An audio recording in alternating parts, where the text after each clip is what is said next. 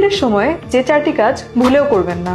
Number 1, period চলাকালীন সময়ে নারিকেল, ঠান্ডা পানি বা কোল্ড ড্রিঙ্কস খাবেন না, কারণ এই সময়ে ঠান্ডা পানি বা এই ধরনের খাবার খাওয়ার কারণে জরায়ুতে রক্ত জমে যেতে পারে, যা পরবর্তীতে ক্যান্সারের কারণ হতে পারে। নাম্বার 2, পিরিয়ডের সময় চুলে শ্যাম্পু ইউজ না করাই ভালো, কেননা এই সময় চুলের গোড়া নরম থাকে, তাই পিরিয়ডের সময় শ্যাম্পু ইউজ করা খুবই ঝুঁকিপূর্ণ।